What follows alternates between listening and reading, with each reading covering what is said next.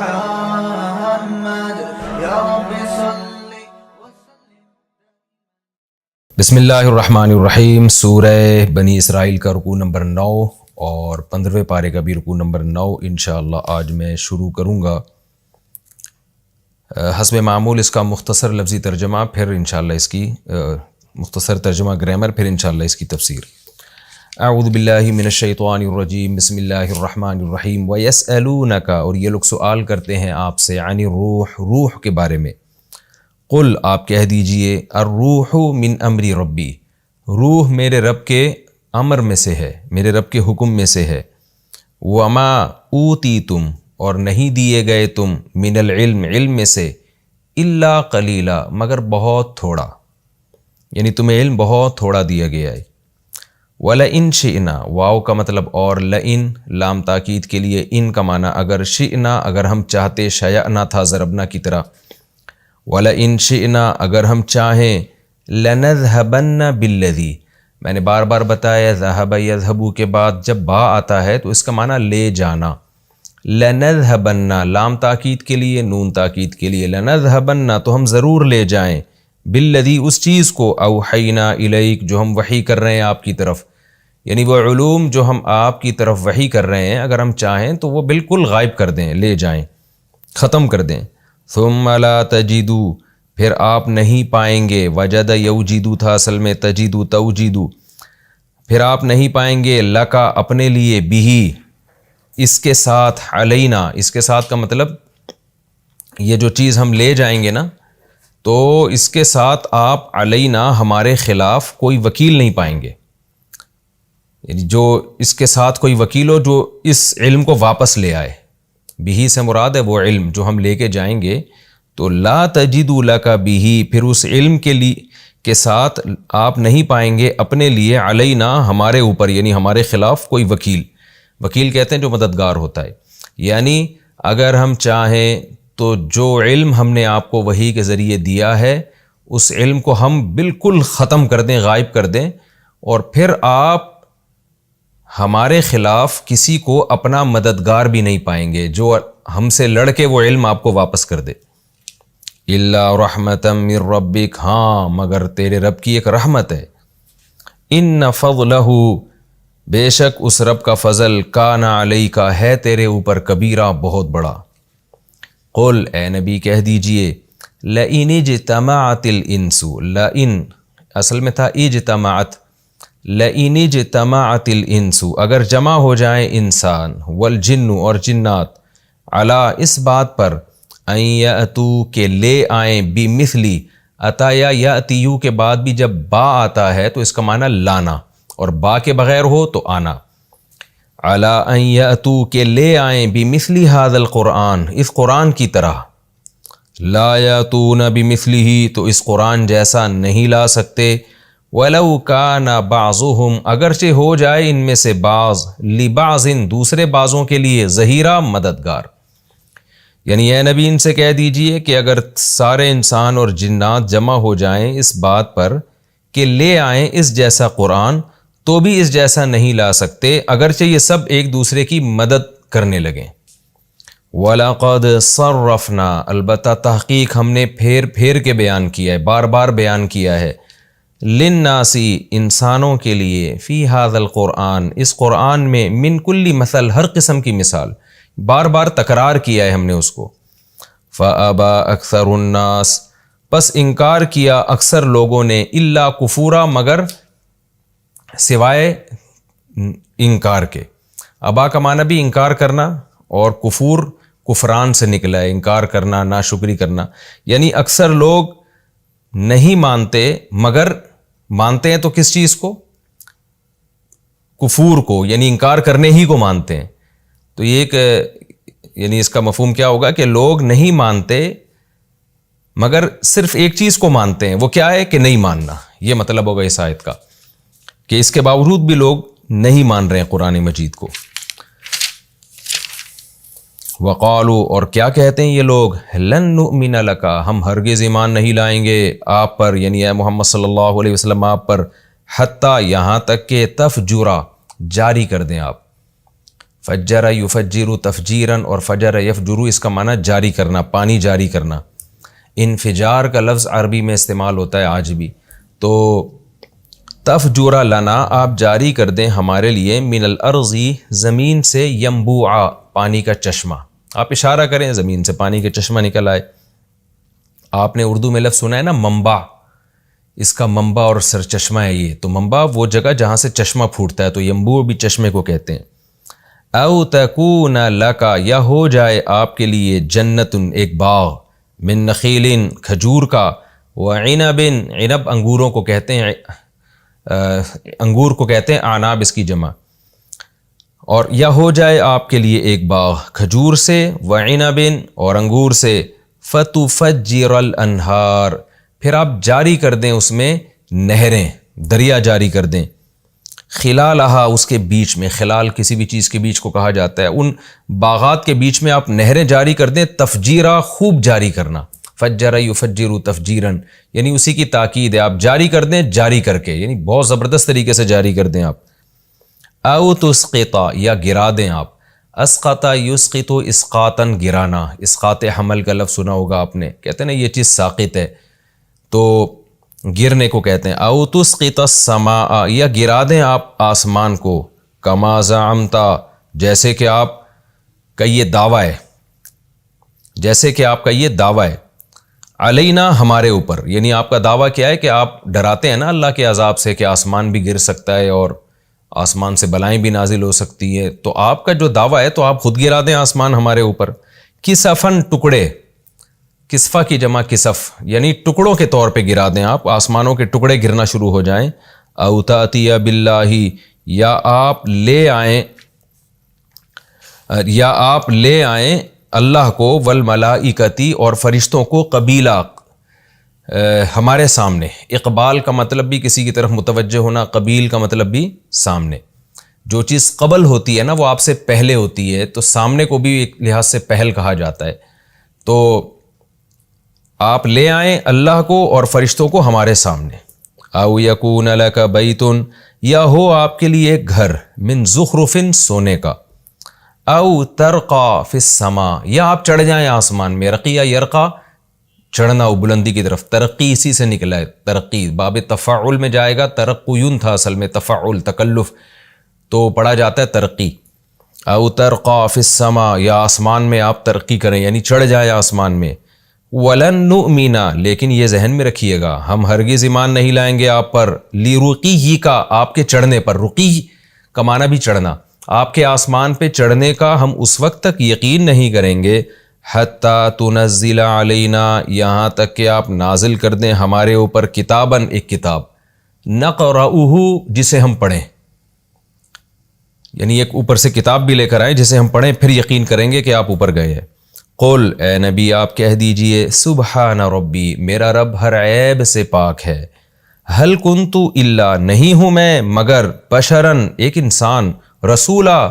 اور اللہ کا پیغمبر، اللہ کا میسنجر۔ وما منع الناس اللہ فرماتے ہیں نہیں روکا لوگوں کو، منع کا مطلب روکنا، نہیں روکا لوگوں کو،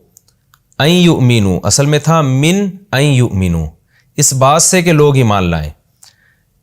لوگ ایمان لے کر آئیں، اس بات سے نہیں روکا لوگوں کو، اذ جاءہم الہدی جبکہ ان کے پاس ہدایت آ بھی چکی ہے، نہیں روکا الا مگر اس بات نے روکا، وہ بات کیا تھی، ان قالو کہ لوگ کہتے ہیں، آ کا مطلب کیا، بعث اللہ بشر الرسولا کیا اللہ نے بھیج دیا ہے ایک بشر کو، ایک انسان کو، رسولا رسول بنا کر۔ آیت کا مفہوم سمجھیے، اللہ فرماتے ہیں لوگوں کو ہدایت آنے کے بعد ایمان لانے سے نہیں روکا مگر اس بات نے، وہ بات کیا ہے کہ لوگ یہ کہتے ہیں کہ کیا اللہ نے ایک بشر کو رسول بنا کے بھیج دیا، یعنی اس بات نے ان کو ایمان لانے سے روکا ہے کہ بشر تو کوئی فرشتہ ہونا چاہیے، رسول تو کوئی فرشتہ ہونا چاہیے، بشر کیوں ہے۔ قل اے نبی آپ کہہ دیجئے، لو کان فی الارض اگر ہوتے زمین میں، ملائکتن فرشتے، یمشونا جو زمین میں چلتے، مطمئنین یہیں پر قرار پکڑتے، اطمینان کا مطلب کہیں قرار پکڑنا، کہتے ہیں نا میں مطمئن ہوں یعنی میں اپنی اس رائے پر قائم ہوں، مطمئنین یہیں رہتے مسلسل، یہیں بستے، لنزلنا تو ہم ضرور نازل کرتے، علیہم ان پر، من السماء آسمان سے، ملکن فرشتے کو، رسولن رسول بنا کر۔ قل اے نبی کہہ دیجئے، کفا باللہ اللہ کافی ہے، شہیدن گواہ کے لحاظ سے، بینی و بینکم میرے اور تمہارے درمیان، اللہ گواہی کے اعتبار سے کافی ہے۔ انہو کانا بے شک ہے وہ اللہ، بعبادہ اپنے بندوں کے ساتھ، خبیرن باخبر بھی، بصیرن اور ان کو دیکھ بھی رہا ہے۔ ومن یہد اللہ اور وہ شخص جس کو اللہ ہدایت دے، فہو المہتدی تھا اصل میں، مہتدی یا کو حذف کر دیا تو مہتدی بن گیا، اور وقف کریں گے تو مہتد۔ تو جس کو اللہ ہدایت دے، فہو المہتد وہی ہدایت یافتہ ہے، ومن یضلل اور جس کو اللہ گمراہ کر دے، فلن تجید لہم تو اے مخاطب تو ہرگز نہیں پائے گا ایسے لوگوں کے لیے، اولیاء مددگار، من دونہ اللہ کے سوا۔ وَنَحْشُرُهُمْ اور ہم ایسے لوگوں کو جمع کریں گے، یوم القیامہ قیامت کے دن، علی وجوہہم ان کے منہوں کے بل، منہ کے بل ہم ان کو جمع کریں گے، عمین اعمیٰ کی جمع اندھے کو کہتے ہیں، اندھے بھی ہوں گے یہ، بکمن ابکم کی جمع بہرے کو کہتے ہیں، یہ بہرے بھی ہوں گے، سمن اسممو کی جمع، اسممو اکرمو کی طرح اسمو پڑھا جاتا ہے، تو اور بہرے بھی ہوں گے، بکمن گونگے بھی ہوں گے، سمن بہرے بھی ہوں گے، مأواہم جہنم ان کا ٹھکانہ جہنم ہوگا،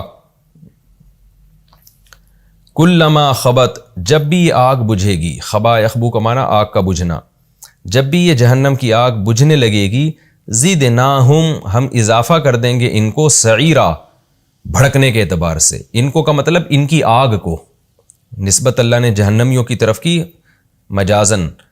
مقصد کیا ہے، ان کو نہیں بھڑکائیں گے، ان کی آگ کو ہم بھڑکا دیں گے۔ ذالک جزاؤہم یہ بدلہ ہوگا ان کا، بانہم اس لیے کہ انہوں نے، کفروا بآیاتنا ہماری آیات کا انکار کیا تھا، وقالوا اور انہوں نے کہا تھا، اذا کننا کہ بھلا جب ہو گئے ہم، عظامن ہڈیاں، عظم کی جمع، ورفاتن اور ریزہ ریزہ ہو گئے ہم،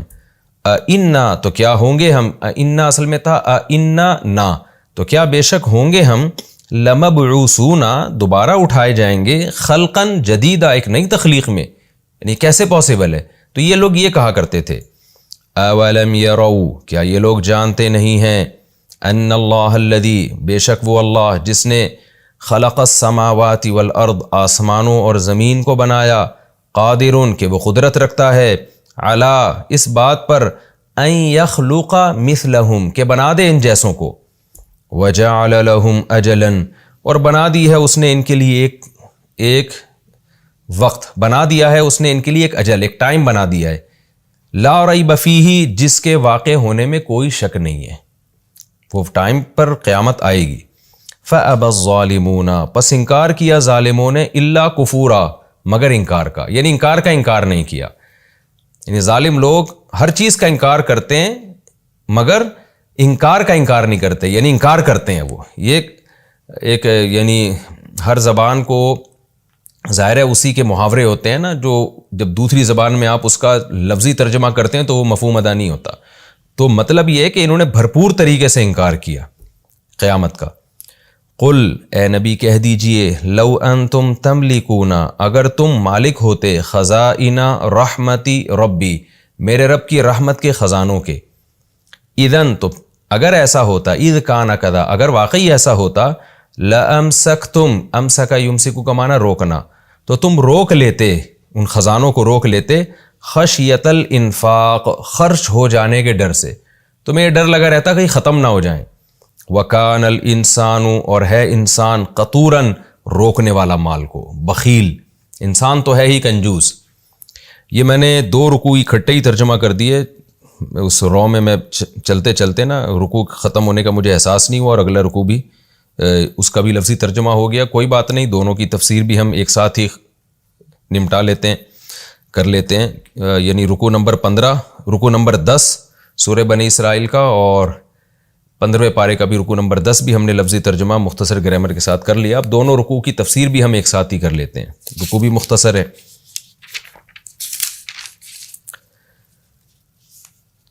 وَيَسْأَلُونَكَ عَنِ الرُّوحِ قُلِ الرُّوحُ مِنْ أَمْرِ رَبِّي، سورہ بنی اسرائیل کا رکوع نمبر 9 اور 15ویں پارے کا بھی رکوع نمبر 9، اور سورہ بنی اسرائیل کا رکوع نمبر 10 بھی اور 15ویں پارے کا بھی رکوع نمبر 10، ہم ان دونوں رکوع کی تفسیر اب شروع کر رہے ہیں۔ یہ لوگ آپ سے روح کے بارے میں پوچھتے ہیں۔ روح ایک ایسی چیز ہے جو تمام مذہبی کتابوں میں اس کا تذکرہ ملتا ہے۔ یہ جب جسم میں ہوتی ہے تو انسان زندہ ہوتا ہے، جب یہ جسم سے نکل جاتی ہے تو انسان مردہ ہو جاتا ہے۔ تو مشرکین نے رسول اللہ صلی اللہ علیہ وسلم سے پوچھا کہ آپ واقعی اگر اللہ کے پیغمبر ہیں تو روح ایک ایسی چیز ہے جس کو ابھی تک کوئی ایکسپلین نہیں کر سکا ہے۔ مختلف مفسرین کے اقوال ملتے ہیں، بعض نے کہا یہودیوں نے پوچھا، بعض نے کہا فلاں نے پوچھا، ہمیں اس سے غرض نہیں ہے، لیکن ایک کامن سوال آپ صلی اللہ علیہ وسلم سے کیا گیا تو قرآن نے اس کو وحی بنا کے نازل کر دیا کہ یہ آپ سے روح کے بارے میں پوچھتے ہیں، آپ ان کو بتا دیجئے قُلِ الرُّوحُ مِنْ أَمْرِ رَبِّي، روح میرے رب کا حکم ہے۔ اللہ کا حکم باڈی میں ہوتا ہے، آپ زندہ ہوتے ہیں، اللہ کا حکم نکل جاتا ہے، آپ مر جاتے ہیں۔ تو اب سوال پیدا ہوتا ہے بھئی یہ تو روح کو آپ نے صحیح طرح سے ایکسپلین نہیں کیا، ڈیفائن نہیں کیا، آپ اگر اللہ کے سچے پیغمبر ہیں تو روح کو ڈیفائن کریں آپ۔ اس کا جواب قرآن نے دیا وَمَا أُوتِيتُم مِّنَ الْعِلْمِ إِلَّا قَلِيلًا، نہیں دیا گیا تمہیں علم مگر بہت تھوڑا، تمہارے پاس نالج بہت تھوڑی ہے۔ کیوں تھوڑی ہے؟ کہ تمہارا دماغ محدود اور علم حاصل کرنے کی صلاحیت محدود۔ تو محدود صلاحیت والا ہر چیز نہیں سمجھ سکتا، یعنی اللہ نے بتا دیا کہ انسان روح کو پورے طور پہ سمجھ ہی نہیں سکتا ہے۔ اور حقیقت یہ ہے کہ آج میڈیکل سائنس نے اتنی ترقی کر لی ہے، لیکن آج بھی میڈیکل سائنس یہاں ہتھیار ڈال دیتی ہے کہ انسانی باڈی میں زندگی کیسے ہوتی ہے۔ میں نے ڈاکٹروں سے بھی اس بارے میں پوچھا، بڑے بڑے ایکسپرٹ ڈاکٹر سے، وہ بھی کہتے ہیں کہ اس کو صحیح طرح سے سائنس ایکسپلین نہیں کر پاتی ہے، اور ہتھیار ڈالنے پڑتے ہیں کہ ہمیں نہیں پتا، یعنی وہ کون سی چیز ہے جس کی وجہ سے ہم چل رہے ہیں، دیکھ رہے ہیں، بول رہے ہیں، محسوس کر رہے ہیں چیزوں کو۔ یہ ایک عجیب ہی خدا کی قدرت ہے۔ یہ آپ دیکھیں باڈی انسان جب مر جاتا ہے تو پوری باڈی ایسے ہی ہوتی ہے۔ آپ کہہ سکتے ہیں کہ ہارٹ بیٹ نہیں ہوتی اس لیے اس میں احساس نہیں ہوتے، بھائی آپ مصنوعی طریقے سے اس کا دل بھی چلا دیں، آپ ان میں شعور نہیں آتا۔ تو یہ جو شعور ہے جس کی وجہ سے ہم دیکھ رہے ہیں، سن رہے ہیں، محسوس کر رہے ہیں چیزوں کو، یہ کوئی مادی چیز نہیں ہے۔ مادی چیز تو یہ ہاتھ ہیں، یہ سر ہے، یہ ناک ہے، یہ آنکھ ہے، یہ تو مادی چیز ہے۔ اس میں اس کی اجزائے ترکیبی بھی ڈاکٹر بتا دیتے ہیں کہ آپ کی باڈی میں آئرن کتنا ہے، پوٹاشیم کتنا ہے، میگنیشیم کتنا ہے، سوڈیم کتنا ہے، اور اس میں جناب منرلز اور دوسرے منرلز کتنے ہیں، اور واٹر کی مقدار اس میں کتنی ہے۔ تو ساری چیزیں تو مادی چیزیں نا، آپ اس کو الگ الگ کریں تو یہ وہی چیزیں ہیں جو زمین پہ پائی جاتی ہیں، اور آپ حقیقت میں اس کو جوڑ دیں تو بھی ایک پتلا بن جائے گا۔ لیکن کیا خدا کی قدرت ہے کہ ماں کے پیٹ میں ایسی جان پڑتی ہے بچے میں کہ اس میں شعور پیدا ہو جاتا ہے۔ تو یہ ایک ایسی چیز ہے جس کو قرآن نے بتا دیا کہ تمہیں علم بہت تھوڑا دیا گیا ہے۔ تو تم جس پیغمبر سے یہ سوال پوچھ رہے ہو وہ بھی بشر ہیں، تو یہ ضروری نہیں کہ اللہ تعالیٰ نے ہر چیز کا علم پیغمبر صلی اللہ علیہ وسلم کو دیا ہو، اور یہ بھی ضروری نہیں کہ اگر کسی چیز کا علم پیغمبر کو دیا ہے تو وہ تمہیں بھی دیا جائے، کیونکہ مینٹل لیول تمہارا محدود ہے، اس میں ایسی چیز نہیں ڈالی جا سکتی جو تمہارے مینٹل لیول سے اوپر کی چیز ہے۔ تو اس لیے اس سوال کا جواب یہ دیا گیا کہ تم یہاں جو ہے اس میں عقل کے گھوڑے دوڑانا چھوڑ دو، تمہاری عقل یہاں تک پہنچ نہیں سکتی۔ آگے اللہ فرماتے ہیں وَلَئِن شِئْنَا لَنَذْهَبَنَّ بِالَّذِي أَوْحَيْنَا إِلَيْكَ، عین ممکن ہے رسول اللہ صلی اللہ علیہ وسلم کو اس پر ایک رنج ہوا ہو۔ یہ بات میں نے کسی تفسیر میں نہیں پڑھی ہے، میں اپنے ذوق سے یہ بات کہہ رہا ہوں کہ اگلی آیت اور پچھلی آیت کا جو ربط ہے، جو مفسرین ربط بیان کرتے ہیں وہ تو ایک نارملی ایک ربط ہے، لیکن میرے اپنے ذوق سے ایک بات کہ جب اللہ تعالیٰ نے نبی صلی اللہ علیہ وسلم کو بتایا کہ آپ اور آپ کے ماننے والے روح کی حقیقت تک نہیں پہنچ سکتے کیونکہ انسانوں کو ہم نے علم بہت تھوڑا دیا ہے، تو ممکن ہے رسول اللہ صلی اللہ علیہ وسلم اس پہ غمزدہ ہوئے ہوں کہ میں روح کو ایکسپلین نہیں کر پاتا کیونکہ اللہ نے مجھے بھی علم محدود دیا ہے۔ تو اللہ نے آگے بتایا کہ اے محمد صلی اللہ علیہ وسلم، جتنا علم اللہ نے آپ کو دیا ہے نا، اللہ چاہے وہ بھی چھین لے، اللہ کو یہ حق، اللہ کو اختیار حاصل ہے، لہذا جو علم آپ کو ملا ہوا ہے اس پر بھی آپ اللہ کا شکر ادا کریں، اور وہ بھی عام لوگوں سے بہت زیادہ ہم نے علم دیا ہے۔ تو یہ اللہ کی دین ہے، اللہ کی فضل ہے، اللہ کا فضل ہے آپ کے اوپر۔ ہم چاہیں تو یہ علم بھی لے لیں آپ سے۔ تو جتنا علم اللہ نے آپ کو دیا یہ اللہ کی طرف سے آپ کو دیا گیا ہے، یہ انسان کا کمال نہیں ہے، ہم چاہیں تو یہ علم واپس بھی لے سکتے ہیں. تو اس لیے جب اللہ نے اپنے فضل سے آپ کو ایک علم دیا ہے تو آپ اس پر اللہ کا شکر ادا کریں, اور جس چیز کا علم اللہ نے آپ کو نہیں دیا اس پہ آپ رنجیدہ اور افسوس نہ کریں. آپ اس کی مثال ایسے ہے جیسے ایک شخص ہو جس کو کسی نے بہت ساری چیزیں لا کے گفٹ کر دی ہوں, کوئی چیز نہ ملی ہو, اس پہ وہ رنجیدہ ہو, تو ہم اسے کیا کہتے ہیں کہ بھئی یہ جو آپ کو یہ چیز ملی ہے یہ بھی آپ کی محنت سے نہیں ملی ہے, یہ بھی کسی نے آپ پر احسان کر کے آپ کو دی ہے. تو جو چیز آپ کو کسی کے احسان کی وجہ سے ملی ہے اس پہ تو آپ کو شکر ادا کرنا چاہیے, اس میں یہ دیکھنا کہ فلاں چیز کیوں نہیں ملی, فلاں چیز کیوں نہیں ملی, یہ اس کا موقع نہیں ہے. تو اللہ بھی اپنے حبیب صلی اللہ علیہ وسلم کو گویا کہ تسلی دے رہے ہیں کہ ہم نے جو آپ کو علوم عطا کیے ہیں, ہم چاہیں تو یہ علوم بھی آپ سے واپس لے لیں. تو انسان کو جتنا علم اللہ نے دیا اس پہ اس کا شکر ادا کرے, اور جو چیزیں اس کے مینٹل لیول سے اوپر کی ہیں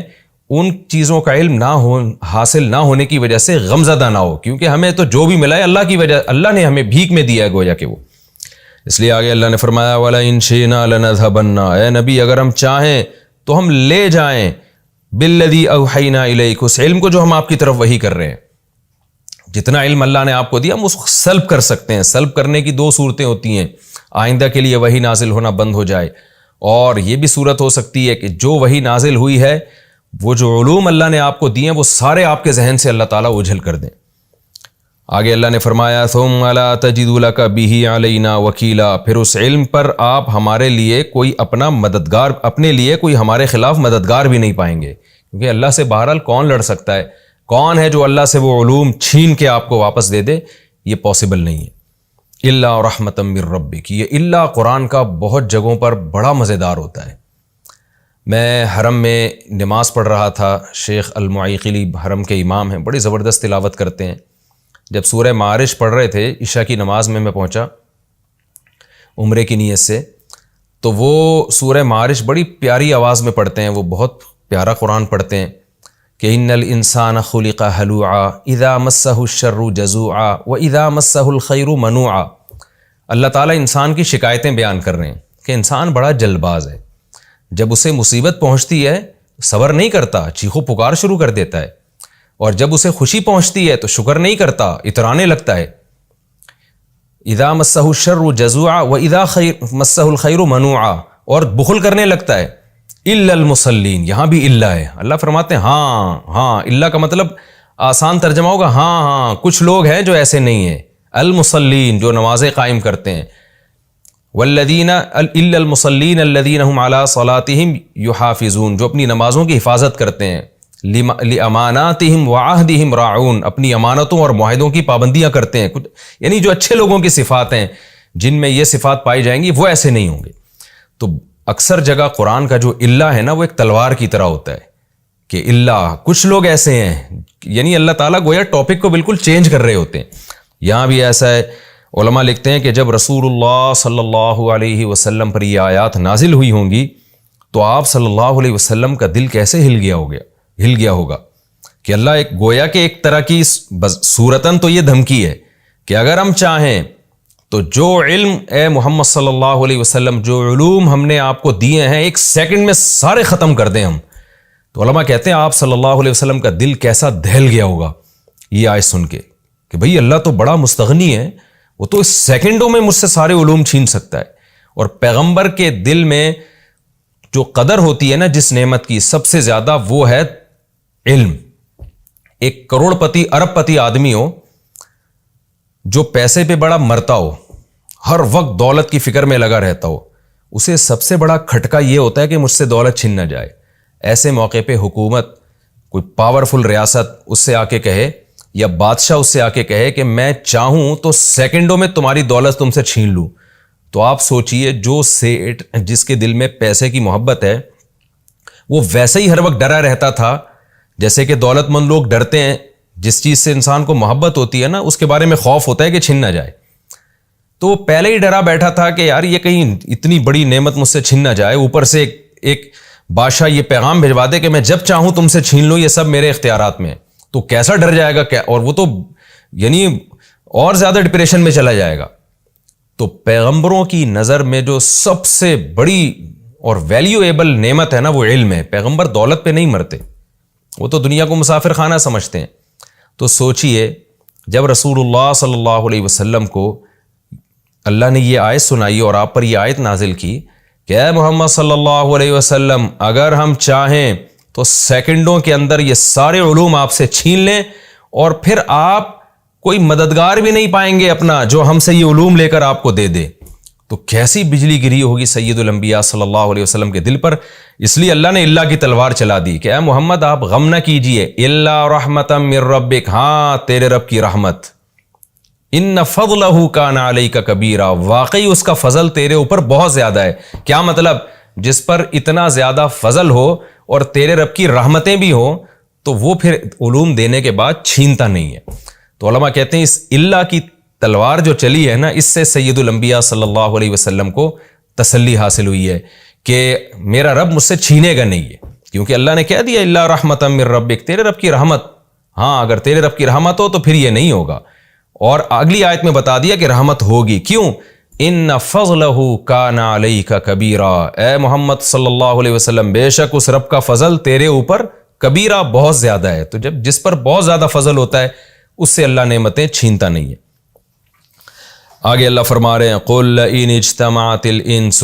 اے نبی آپ ان سے کہہ دیجئے، اب جو اللہ نے آپ صلی اللہ علیہ وسلم کو علوم دیے ان علوم میں قرآن تو سب سے بڑا علم ہے، اور آپ صلی اللہ علیہ وسلم کے نبی ہونے کی بہت بڑی دلیل ہے۔ تو مشرکین، آپ کو پتہ ہے نا پچھلے سے پچھلے رکوع میں کیا وہ تانے دیا کرتے تھے مشرکین کہ آپ صلی اللہ علیہ وسلم کی نبوت پر اعتراض کیا کرتے تھے، جیسے سورہ بنی اسرائیل میں آیا کہ ان تتبعون الا رجلا مسحورا، تم تو ایک معاذ اللہ ایسے شخص کی اتباع کر رہے ہو جس پہ جادو ہو گیا ہے۔ تو اس طرح کی باتیں کرتے تھے۔ تو اللہ نے بتایا کہ اے مشرکین اگر تم یہ سمجھتے ہو کہ یہ علوم اللہ نے نہیں دیے پیغمبر صلی اللہ علیہ وسلم کو، خاص طور پہ جو قرآن ہے، بلکہ انہوں نے خود سے یہ گھڑ لیا ہے اور نسبت اللہ کی طرف کر رہے ہیں، تو اے نبی آپ ان کو اعلان کر کے بتا دیجئے کہ میں تو اکیلا ہوں نا، میں نے معاذ اللہ فرض کر لو اکیلے یہ قرآن بیٹھ کے بنایا اور یہ آیتیں میں تمہیں سنا رہا ہوں، میں تمہیں چیلنج کرتا ہوں کہ تم اکیلے نہیں، تمام انسان اور تمام جنات مل کے اس جیسا تم بھی قرآن لے آؤ نا، اور تم سب ایک دوسرے کی مدد کرو۔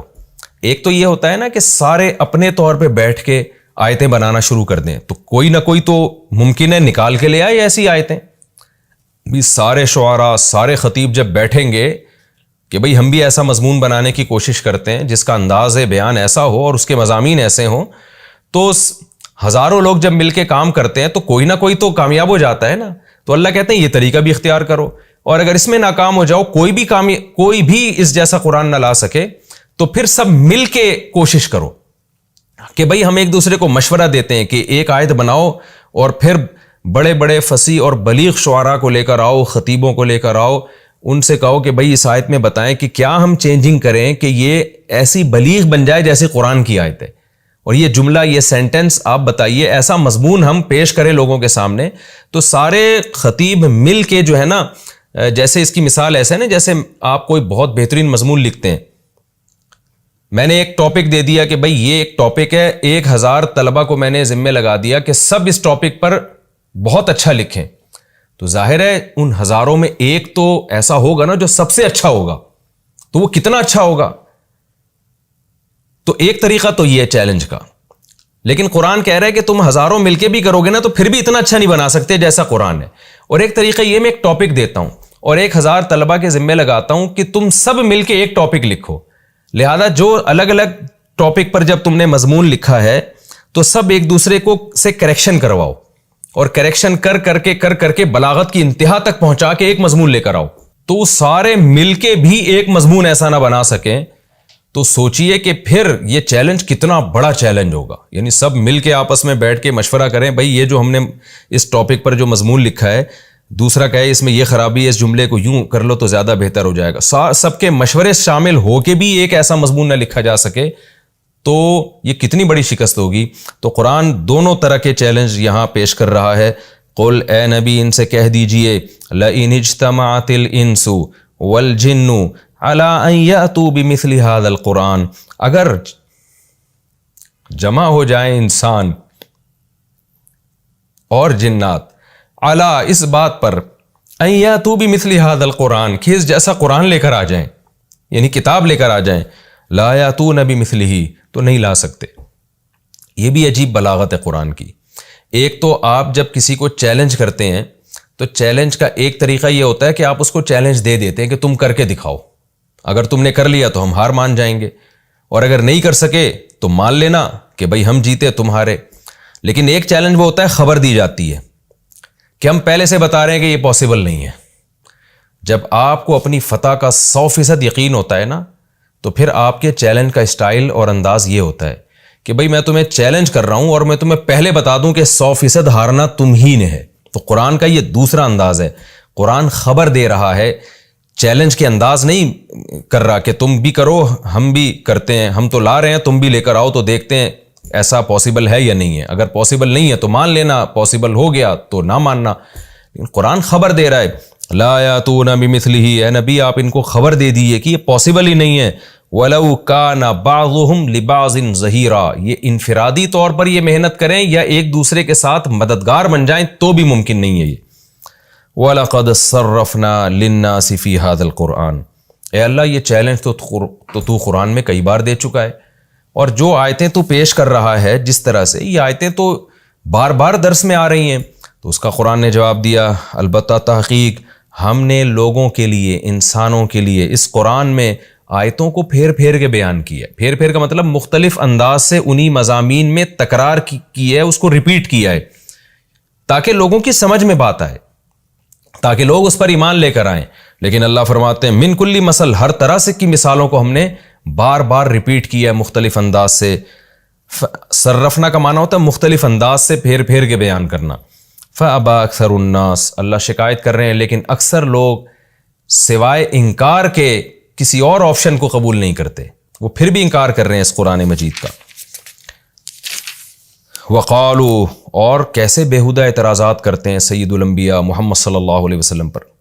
ہم ان کے سامنے یہ آیتیں پیش کر رہے ہیں کہ ان کا جواب لے کر آؤ، لیکن وہی ایک ضد اور ہٹ دھرمی والی بات، وہ کیسے مطالبے کرتے ہیں، لن نؤمن لک، اے محمد صلی اللہ علیہ وسلم ہم آپ پر ایمان نہیں لے کر آئیں گے، حتی تفجر لنا من الارض ینبوعا، آپ معجزے دکھائیں ہمیں، آپ جب تک زمین پہ اشارہ کر کے ہمارے لیے چشمہ جاری نہیں کر دیتے اس وقت تک ہم ایمان نہیں لے کر آئیں گے۔ یا پھر ایک اور کام کریں آپ، او تکون لک جنہ، آپ کے لیے ایک باغ ہو، آپ تو مسکین ہیں، غریب ہیں، پیون زدہ کپڑے پہنتے ہیں، گھر میں 40 دن آپ کے چولہا نہیں جلتا، تو آپ کے لیے ایک باغ ہونا چاہیے، اشارہ کریں باغ پیدا ہو جائے، من نخیل، کھجور کا، وعنب، انگوروں کا۔ عرب میں سب سے زیادہ مرغوب پھل جو تھے وہ کھجور اور انگور تھے، بہت زیادہ کھایا بھی کرتے تھے، انگور پیدا ہوتا تھا طائف میں اور کھجور تو پورے عرب میں ہی پیدا ہوتا تھا۔ او تکون لک جنۃ من نخیل وعنب، یا آپ کے لیے انگور اور کھجوروں کے باغات ہوں، فتفجر الانہار، اور پھر ان کو سیراب کرنے کے لیے نہریں بھی آپ نے خود ہی جاری کرنی ہے، اس میں اشارہ کریں فتفجر الانہار خلالہا، ان کے بیچوں بیچ خوبصورت نہریں جاری ہوں، دریاں جاری ہو جائیں، تفجیرہ بہتے ہوئے دریا، خوب پانی اس میں پھوٹ رہا ہو۔ او تسقط السماء، دوسرا یہ جو آپ بار بار کہتے ہیں نا کہ اللہ کا عذاب آئے گا عذاب آئے گا، تو کما زعمتا، جیسے کہ آپ کے دعوے ہیں نا اس حساب سے آپ ایسا کریں کہ پتہ نہیں کب آئے گا عذاب، آپ خود کیوں نہیں گرا دیتے آسمان ہمارے اوپر، معاذ اللہ، آپ گرائیں آسمان ہمارے اوپر کسفن ٹکڑوں کی شکل میں، آسمان کے ٹکڑے آ کے ہم پہ گرنا شروع ہو جائیں۔ او تاتی باللہ، یا جس اللہ کی آپ بات کرتے وہ تو ہمیں نظر ہی نہیں آتا، اس کو تو ہم نے دیکھا نہیں ہے۔ او تاتی باللہ، آپ لے آئیں اس اللہ کو، والملائکۃ، اور فرشتوں کی بات کرتے ہو آپ، وہ بھی ہمیں نظر نہیں آتے، قبیلہ ہمارے سامنے لا کے دکھائیں آپ۔ آج یہی اعتراضات ملحد اور جو سائنس پرست لوگ ہیں نا، بالکل یہی اعتراضات آج وہ مذہب پہ کرتے ہیں کہ ہم نے نہ اللہ کو دیکھا، ہم نے نہ فرشتوں کو دیکھا، تو ہم کیسے ایمان لے آئیں۔ قرآن نے ان تمام باتوں کا کیا جواب دیا، وما اوتیتم من العلم الا قلیلا، کہ آج بھی انسان کو نا اپنی سائنسی ترقی پہ بہت ناز ہے، جو کائنات میں جتنا علم ہے نا انسان اس کے 0.0001% تک بھی نہیں پہنچا ہے، لیکن اتنے تھوڑے علم پہ تکبر اتنا ہے کہ خدا کی آنکھوں میں آنکھیں ڈال کے بات کر رہا ہے، اور اپنے بنانے والے کا اور اس کے پیغمبروں کا انکار کر رہا ہے، اور ان سچے پیغمبروں کی باتوں کا انکار کر رہا ہے۔ تو یہ جیسے پہلے مشرکین کا جو انداز تھا آج بھی وہی انداز ہے آج کے ملحدین کا۔ اللہ کہتا ہے او یکون لک بیت من زخرف، یا ایک اور بات ہم آپ سے چاہتے ہیں کہ آپ کے لیے ایک گھر ہو سونے کا. آپ تو بھائی اللہ کے لاڈلے ہو نا، آپ کہتے ہو میں اللہ کا لاڈلا پیغمبر ہوں، تو یہ غربت میں کیوں آپ کا وقت گزر رہا ہے؟ سونے کے آپ کے پاس محلات ہونے چاہیے. او ترقی فی السماء، دوسرا یہ کہ آپ کے تو اللہ سے اتنے تعلقات ہیں اور آپ اللہ کے محبوب ہو، اور ظاہر ہے جب آپ پیغمبر ہو تو آپ کے پاس تو بڑی طاقتیں ہوں گی، تو آپ آسمان پہ کیوں نہیں چلے جاتے؟ ہمارے سامنے آپ جائیں، آسمان کو چھو کے آئیں. وَلَن نُؤْمِنَ لِرُقِيِّكَ، اور پھر بطور مذاق کے یہ بھی کہتے تھے کہ اے محمد صلی اللہ علیہ وسلم، یہ نہ سمجھنا کہ آپ آسمان پہ چلے گئے اور نیچے آ گئے تو ہم مان جائیں گے، کیونکہ معراج پہ تو نبی نے دعویٰ کیا تھا نا میں آسمان سے ہو کے آیا ہوں. تو یہ نہ سمجھ لینا کہ آپ چلے گئے اور نیچے آ گئے تو ہم مان لیں گے، نہ نہ نہ نہ. حتیٰ تنزل علینا کتابا، ہم اس وقت تک نہیں مانیں گے جب تک آپ ہمارے اوپر ایک کتاب لے کر نہ آئیں، نقرأہ، جس کو ہم پڑھیں، اپنی آنکھوں سے دیکھیں. اس کتاب سے یا تو قرآن مراد ہو سکتا ہے کہ جبریل کیوں لے کر آ رہے ہیں، آپ آسمان پہ جاؤ، اللہ آپ کو کتاب دے، ہم دیکھیں لے کر آ رہے ہیں اور پھر لے کر آئیں تو ہم پھر مانیں گے واقعی اللہ نے دی آپ کو. یہ تو آپ پہ جبریل آ رہا ہے، نہ جبریل ہمیں نظر آتا ہے نہ وہی ہمیں نظر آتی ہے. اور دوسرا اس کتاب کا مطلب دستاویز ہو سکتی ہے کہ آپ آسمان پہ جائیں تو خدا کی طرف سے کوئی سرٹیفکیٹ ملے، آپ کو دستاویز ہو جس پہ اللہ کے سائن ہو، جیسے عربوں میں عادت تھی مہر ہو، ہمیں یقین آ جائے کہ واقعی آپ اللہ سے ملاقات کر کے آ رہے ہو. تو ورنہ ایسا نہ ہو نظر کا دھوکہ ہوگا، پھر تو یہ ہو سکتا ہے نظر کا دھوکہ ہو جائے ہمیں. تو ایسے جائیں اور ہمارے سامنے یہ سب چیزیں لے کر آئیں. تو ہمارے نبی کو اللہ حکم دے رہا ہے کہ ان سب باتوں کا ایک جواب دیں. آپ کیسے آرے چلتے ہوں گے رسول اللہ صلی اللہ علیہ وسلم کے دل پہ جب ایسے بیہودہ اعتراضات ہوتے ہوں گے، اور نبی کا ویژن کتنا کلیئر. جب ایسے مطالبے کیے گئے، ایک ہی بات کہ میں بشر ہوں، میں انسان ہوں، میں پیغمبر ہوں، میں اللہ کا پیغام تم تک لے کر آیا ہوں، میں نے خدا ہونے کا دعویٰ تھوڑی کیا ہے. تو قل، اے نبی ان سے کہہ دیجئے سبحان ربی، میرا رب ہر عیب سے پاک ہے. میں یہ سارے کام کرنے لگوں تو تم تو مجھے کو خدا بنا لو گے. میں تو انسانوں کو خدا سے ملانے آیا ہوں، نہ کہ خدائی کا دعویٰ کرنے آیا ہوں. تو سبحان ربی، میرا رب ہر عیب سے پاک ہے، میں اس کے فضائل سنانے کے لیے آیا ہوں، اس کی توحید بیان کرنے کے لیے، اس کی طاقت قدرت بیان کرنے کے لیے آیا ہوں. یہ سارے کام میں کرنا شروع کر دوں تو تم تو مجھے خدا مان لو گے. اور الوہیت کا دعویٰ میں تھوڑی کر رہا ہوں. اگر میں اپنے بارے میں دعویٰ کروں، دیکھیں دلیل ہمیشہ دعوے پہ دی جاتی ہے. اگر کوئی دعویٰ کرے کہ میں خدا ہوں تو اس کے ذمہ دلیل یہ ہے کہ وہ اپنی طاقت کا مظاہرہ کرے. اگر کوئی دعویٰ کر رہا ہے کہ میں ڈاکٹر ہوں تو دلیل کیا ہے کہ وہ لوگوں کا علاج کر کے بتائے. اگر کوئی یعنی جو بھی آپ کا جس ہنر کا بھی آپ دعویٰ کرتے ہیں نا، تو لوگ آپ سے اس پر دلیل مانگتے ہیں کہ یہ ہنر آپ میں ہے، اس کی کیا دلیل ہے آپ کے پاس. تو یہاں بھی یہی انداز ہے سید الانبیاء صلی اللہ علیہ وسلم کا کہ اللہ آپ سے کہہ رہے ہیں کہ آپ نے خدا ہونے کا دعویٰ تو نہیں کیا نا. جو رب خدا ہونے کا دعویٰ کرتا ہے وہ اپنے طاقتور ہونے کے دلائل دیتا ہے کہ اس نے آسمان بنائی، آسمان بنایا، زمین بنائی، اور یہ ساری چیزیں اس نے بنائی ہیں. تو آپ صاف طور پہ کہہ دیجئے سبحان ربی، میرا رب ہر عیب سے پاک ہے. ہل کنت الا بشر رسولا، نہیں ہوں میں مگر ایک انسان، رسولہ اللہ کا پیغمبر ہوں. تو انسان یہ سارے کام نہیں کر سکتا، میں نے خدا ہونے کا دعویٰ نہیں کیا. یہ ہمارا رکوع کمپلیٹ ہو گیا. اگلے رکوع کا لفظی ترجمہ مختصر گرامر بھی ہو چکی، اور اس رکوع میں بھی چند باتیں بہت اہم ہیں. ان میں ایک اہم بات جو ہے نا کہ وما اوتیتم من العلم الا قلیلا. آج بھی بہت سی باتیں ایسی ہیں جو ہمارے مینٹل لیول سے اوپر کی ہے، ہمیں اس کی گہرائی میں نہیں جانا چاہیے، اور اپنی صلاحیتوں کو، ان چیزوں کو سمجھنے میں برباد بھی نہیں کرنا چاہیے. یہ جو ڈارون نے نظریہ پیش کر دیا نا کہ انسان بندر سے وجود میں آئے، یہ بھی ایسی چیز ہے. سائنس کے ذریعے ہم یہ اندازہ لگا نہیں سکتے کہ انسان کی ابتدا کیسے ہوئی، یقینی طور پر اندازہ لگانا ناممکن ہے. تو اس کا اصل جواب یہ تھا کہ کہہ دیتے ہمیں نہیں پتا کیسے پیدا ہوا. تو اب ہم پیغمبروں سے پوچھیں گے جن کے برحق ہونے کی دلیل قائم ہو چکی ہے. تو اگر آپ پیغمبر کی سیرت پہ اور ان کی تعلیمات پہ غور کرتے ہیں تو آپ کا دل گواہی دے گا کہ یہ اللہ کے بھیجے ہوئے پیغمبر ہیں. تو پھر ان کی خبر پہ آپ کو یقین کرنا پڑے گا کہ انسانیت کی ابتدا آدم سے ہوئی ہے. یہ میں فرض کر لیتا ہوں کہ اگر مان لیا جائے کہ انسانیت کی ابتدا آدم سے ہونا، یہ سائنس سے ثابت نہیں ہوتا، ورنہ حقیقت یہ کہ تھوڑی سی کھوپڑی انسان استعمال کرے تو یہ سائنس سے یہ بات ثابت ہوتی ہے. آج اتنی آبادی ہے اور اس آبادی کو آپ پیچھے لے کر جائیں تو یہ گراف ایسے جائے گا قلت کی طرف. تو بہت جلد یہ اوپر جا کے یہ ایک انسان پہ جا کے ختم ہو رہا ہے. گراف کے ذریعے کتنی چیزوں کو سمجھایا جاتا ہے نا، کہ جیسے سائنسدان کہتے ہیں نا بگ بینگ تھیوری کہ یہ کائنات پھیل رہی ہے، تو پھیلنے سے اندازہ ہوا کہ کسی وقت سکڑی ہوئی تھی یہ، تو یہ سائنس سے ہی ثابت ہوا ہے کہ یہ سکڑی ہوئی تھی، بعد میں پھیلی ہے، کیونکہ پھیلتی چلی جا رہی ہے، اس کا مطلب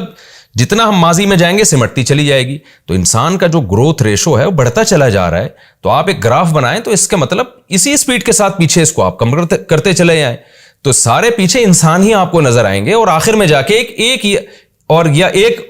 مرد اور عورت پہ جا کے یہ ختم ہو جائیں گے. یہ 2 اور 2 4 کی طرح بات ہے، لیکن کیسے خدا کے بغاوت ہے، اور کیسے خدا کا انکار اور خدا کی تعلیمات کے انکار میں انسانوں نے کیسے کیسے فضول نظری اور فلسفے گھڑے ہیں تاکہ خدا کو اپنی ڈکشنری سے نکالے. تو یہ ہمارا رکوع الحمدللہ کمپلیٹ ہو گیا. اگلے ایپیسوڈ میں انشاءاللہ میں سورہ بنی اسرائیل کا رکوع نمبر 10 اور 15ویں پارے کا بھی رکوع نمبر 10 اس کی میں تفسیر شروع کروں گا. ترجمہ اس کا پچھلے رکوع کے ساتھ ہی الحمدللہ ہو چکا ہے. وما علینا الا البلاغ.